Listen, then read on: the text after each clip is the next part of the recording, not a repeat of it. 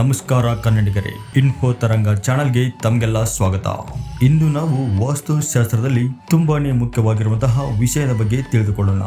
ಅದಕ್ಕೂ ಮುನ್ನ ನೀವಿನ್ನು ನಮ್ಮ ಚಾನಲ್ಗೆ ಸಬ್ಸ್ಕ್ರೈಬ್ ಆಗದೇ ಇದ್ದಲ್ಲಿ ದಯವಿಟ್ಟು ಸಬ್ಸ್ಕ್ರೈಬ್ ಮಾಡಿ, ವಿಡಿಯೋ ಕೊನೆಯವರೆಗೂ ನೋಡಿ. ಸಾಮಾನ್ಯವಾಗಿ ನಮ್ಮ ನಡುವೆ ಜಾತಕವನ್ನು ನಂಬುವಂತಹ ಅನೇಕ ಜನರಿದ್ದಾರೆ. ಅದೇ ರೀತಿ ನಂಬದವರು ಕೂಡ ಇದ್ದಾರೆ. ಪ್ರತಿಯೊಂದು ಕೆಲಸ ಕಾರ್ಯಗಳನ್ನು ಮಾಡಬೇಕಾದರೂ ಕೆಲವರು ಜ್ಯೋತಿಷ್ಯದ ಮೊರೆ ಹೋಗುತ್ತಾರೆ. ಜ್ಯೋತಿಷ್ಯ ಶಾಸ್ತ್ರದ ಪ್ರಕಾರ ಗ್ರಹಗಳ ಚಲನೆಯು ಎಲ್ಲ 12 ರಾಶಿ ಚಕ್ರದ ಚಿಹ್ನೆಗಳ ಮೇಲೆ ಗಮನಾರ್ಹ ಪರಿಣಾಮ ಬೀರುತ್ತದೆ ಎಂದು ನಂಬಲಾಗಿದೆ.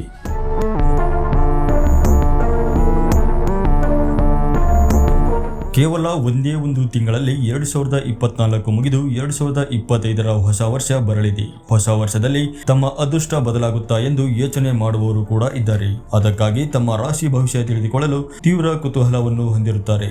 2025ರಲ್ಲಿ ಶನಿ, ಗುರು, ಶುಕ್ರ ಮತ್ತು ಮಂಗಳದಂತಹ ಗ್ರಹಗಳ ಚಲನೆಯಿಂದಾಗಿ ಕೆಲವು ರಾಶಿ ಚಕ್ರ ಚಿಹ್ನೆಗಳು ಭಾರಿ ಆರ್ಥಿಕ ನಷ್ಟವನ್ನು ಎದುರಿಸಲಿವೆಯಂತೆ.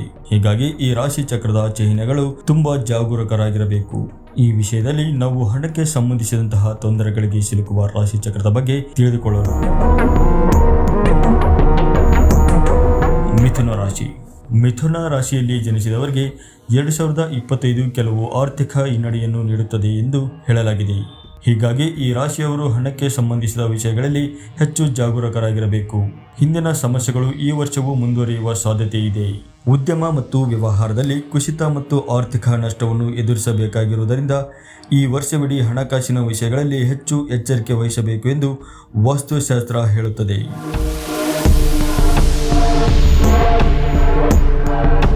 ಇನ್ನು ಎರಡನೆಯದಾಗಿ ಕರ್ಕಾಟಕ ರಾಶಿ.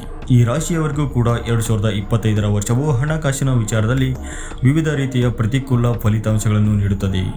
ಈ ರಾಶಿ ಚಕ್ರದ ಚಿಹ್ನೆಗಳು ವರ್ಷದ ಆರಂಭದಲ್ಲಿ ಹಣಕಾಸಿನ ಸಮಸ್ಯೆಗಳನ್ನು ಎದುರಿಸುವ ಸಾಧ್ಯತೆ ಇದೆ. ಆದ್ದರಿಂದ ಎಚ್ಚರಿಕೆಯಿಂದಿರಿ.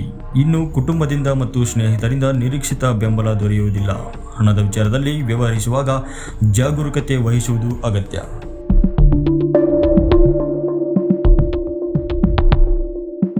ಮೂರನೇದಾಗಿ ಧನಸ್ಸು ರಾಶಿ. 2025ರ ವರ್ಷವು ಧನಸ್ಸು ರಾಶಿಯ ಚಿಹ್ನೆಯಡಿಯಲ್ಲಿ ಜನಿಸಿದವರಿಗೆ ಪ್ರತಿಕೂಲ ಪರಿಣಾಮಗಳನ್ನು ಬೀರುವ ಸಾಧ್ಯತೆ ಇದೆ. ಪ್ರೀತಿ ಪಾತ್ರರ ಜೊತೆ ಹೆಚ್ಚು ಸಮಯ ಕಳೆಯುವುದು ವಿವಿಧ ಅನಗತ್ಯ ಸಮಸ್ಯೆಗಳಿಗೆ ಕಾರಣವಾಗಬಹುದು. ಹಾಗೂ 2024ರಲ್ಲಿ ಪ್ರಾರಂಭವಾದ ವಿತ್ತೀಯ ಸಮಸ್ಯೆಗಳು 2025ರಲ್ಲಿ ತೀವ್ರಗೊಳ್ಳುತ್ತವೆ. ಹೀಗಾಗಿ ಹಣವನ್ನು ಖರ್ಚು ಮಾಡುವಲ್ಲಿ ಬಹಳ ಜಾಗರೂಕರಾಗಿರಬೇಕೆಂದು ವಾಸ್ತುಶಾಸ್ತ್ರ ಖಡಾಖಂಡಿತವಾಗಿ ಹೇಳುತ್ತದೆ. ಈ ಮಾಹಿತಿ ಇಷ್ಟವಾದಲ್ಲಿ ಲೈಕ್ ಮತ್ತು ಸಬ್ಸ್ಕ್ರೈಬ್ ಮಾಡಿ, ಶೇರ್ ಮಾಡಿ. ಧನ್ಯವಾದಗಳು.